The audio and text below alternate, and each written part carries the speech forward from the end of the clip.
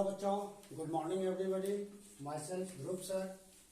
Now today classes starting from the remaining back chapter agriculture. This chapter belongs to class 8 as well as class 9th also. So listen me carefully and carry on your study. Now some days later we study about the types of food which is including to the agriculture. Now today we are starting from plant as food resource. Okay, plants as food resource. Already it is belongs to 8 and 9 class as well as.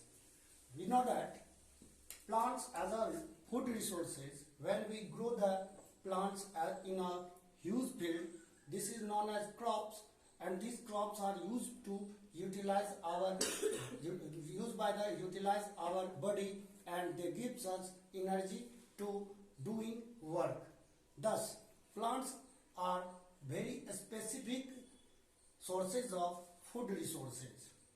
Okay, Hindi में भी समझते हैं हम लोग. हिंदी में क्या है कि प्लांट को फूड रिसोर्सेज के रूप में देखा जाता है. क्यों? क्योंकि हम जिस तरह के प्लांट्स को यूज करते हैं एज अ लेग्यूम प्लांट्स को, दलहनी पौधों को, जिनमें मूंग अरहर के बारे में एग्जांपल था आपका, इन सारे चीजों को अगर हम एक सीरियली वाइज बनाएं तो हमारे पास प्लांट्स एज फूड रिसोर्सेज आती हैं, जिनमें हम फूड क्रॉप्स को स्टडी कर चुके हैं. तो that means food crops including what is cereals. इसमें क्या आता है बच्चों?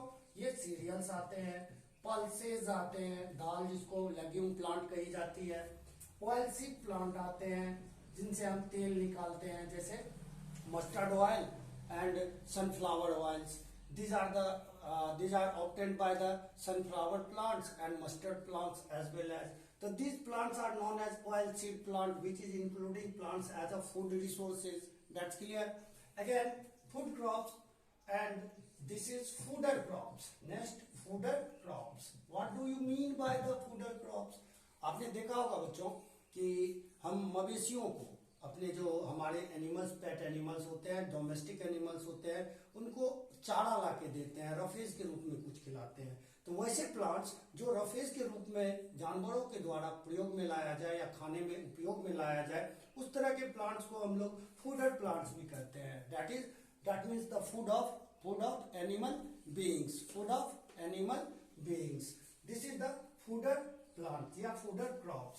एज फॉर एग्जाम्पल बरसीम,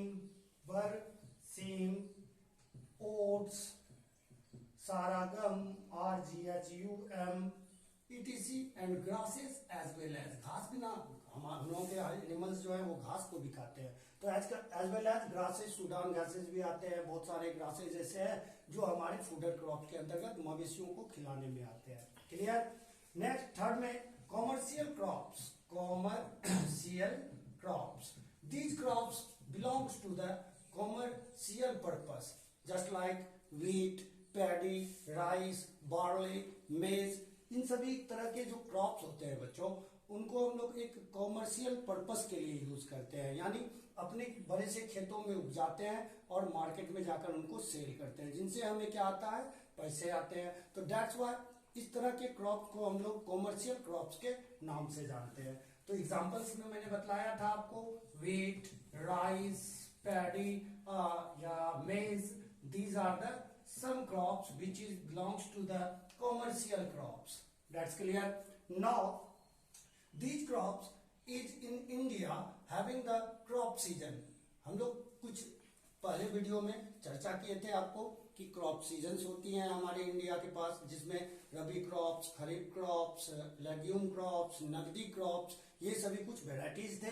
तो हमारे पास आज के टॉपिक्स में इनको हमने फूड क्रॉप्स को क्रॉप सीजन इन इंडिया के रूप में जानते हैं. क्रॉप सीजन इन इंडिया, हमारे इंडिया में जो क्रॉप सीजन होता है, इनके बेस में हम लोग देखते हैं. चलिए थोड़ी सी बातें करते हैं. हम लोग जानना चाहेंगे कि ये क्रॉप सीजन क्या होते हैं. देखिए, जब आप छठ या दीपावली के 6 दिन बाद छठ होता है, आप अपने गांव जाते हैं तो आप देखते होंगे कि बड़े बड़े फील्ड से जो है वह धान या गेहूं या कुछ इस तरह के फसल जो है वो काटकर एक जगह गट्ठर बनाता है।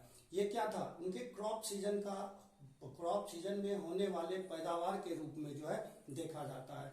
यानी धान की फसल हुई, गेहूं की फसल हुई, तो जिस सीजन में ये फसलें होती है उनको क्रॉप सीजन कहा जाता है। That's clear everybody. Now crop season in India belongs to the kharif crops, या this is rainy season crops. Rainy season crops. You know that rainy season crops including kharif crops. KHARIF, kharif crops. What do you mean by kharif crops? Those crops which are grown in rainy season. Those crops which are grown in rainy season and cultivated to June, July to September to October. तो that means अक्टूबर तक ये final हो जाता है cut के, तो हमारा ये क्या हो जाता है, खरीफ क्रॉप्स। अगर हमको ग्रोइंग सीजन्स के बारे में जाननी है तो इसमें खरीफ क्रॉप्स के अंतर्गत जो एग्जांपल आते हैं वो आप देखे होंगे। पैडी, जिसको आप धान कहते हैं हिंदी में, और इनसे चावल बनाया जाता है। पैडी, मेज, जो मक्का होते हैं, जो मकई आप देखते हैं जिनका पॉपकॉर्न वगैरह बनाया जाता है ना, पिक्चर मूवी में हम लोग बहुत सारे पॉपकॉर्न को बैठ के खाते हैं। तो इसका मतलब क्या हो गया कि ये मेज भी हमारे क्या है, खरीफ क्रॉप्स हैं, जिनको हम लोग रेनी सीजन में ग्रो करते हैं और कल्टीवेशन के टाइम यानी अक्टूबर तक कल्टीवेट कर लेते हैं, हार्वेस्ट करके उनको हम अपने खाद्यान्नों तक यानी गोदामों तक पहुंचाते हैं। तो this is paddy, maize and also soybean. तो these are the kharif crops which is cultivated October and growing season is June to July. That means rainy season types vegetables such as spinach, पालक जिसको बोलते हैं हम लोग, spinach। इसके बाद अब चलिए रबी क्रॉप्स के कुछ ऐसे एग्जांपल्स को उठाते हैं जहां पर विंटर सीजन क्रॉप्स के नाम से रबी सीजन क्रॉप्स को जाना जाता है। तो this is winter season crops. Winter season crops including rabi crops,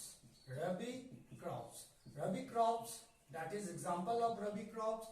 So winter season, during the crop season are growing winter season, and which is from October to November to March to April. These are the time when rabi crops are cultivated. And growing season normally we know that जब ठंड का महीना रहता है ना, winter में ठंडी रहती है ना, तो उसमें कुछ जो फसल रोपे जाते हैं उनको विंटर सीजन क्रॉप्स कहा जाता है। और कुछ दिनों के बाद जब उस फसलों की कल्टीवेशन हम लोग शुरू करते हैं मार्च या अप्रैल में, तो उस तरह के समय को हार्वेस्टिंग सीजन के नाम से बच्चों जाने जाते हैं। दैट्स क्लियर, सभी बच्चे समझ गए इस बात को। आगे आते हैं, एग्जाम्पल कुछ करते हैं। Rabi crops can including the examples of apple, orange, खाने वाले में चलिए linseeds, pea. These are the rabi crops. And also we know that the wheat and barley, BARLEY, gram, mustard, also it is the example of rabi crops.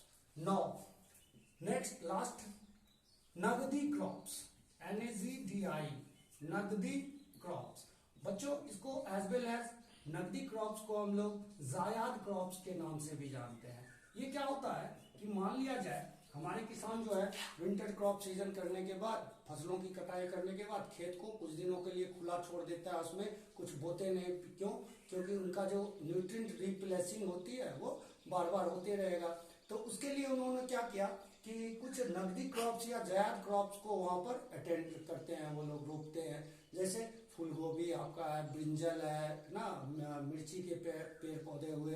तो छोटे छोटे जो सब्जियां होती है उनको एक लार्ज स्केल में वो उपजाते हैं, जिनसे क्या होता है कि बेचने के बाद तुरंत जो है उनसे प्रॉफिट आ जाती है। तो तुरंत प्रॉफिट वाले जो क्रॉप्स होते हैं जिनको बेचने के बाद तुरंत उनसे फायदा हो किसानों को, तो वह आपका नगदी क्रॉप्स के नाम से जाना जाता है। As for example vegetables are नगदी क्रॉप्स, है ना। वेजिटेबल्स जो है आपको नगदी क्रॉप्स के रूप में जानते हैं। क्यों जाने जाते हैं नगदी क्रॉप्स? क्योंकि तुरंत इसे हम उपजाते हैं और 1 से 2 मंथ के अंदर इसे हम सेल कर लेते हैं और मार्केट से किसानों को पैसा आ जाता है, और इसी कारण इस तरह के क्रॉप्स का नाम नगदी क्रॉप्स रखा गया। Thanks for listening me and watching me. Next part 3 comes soon.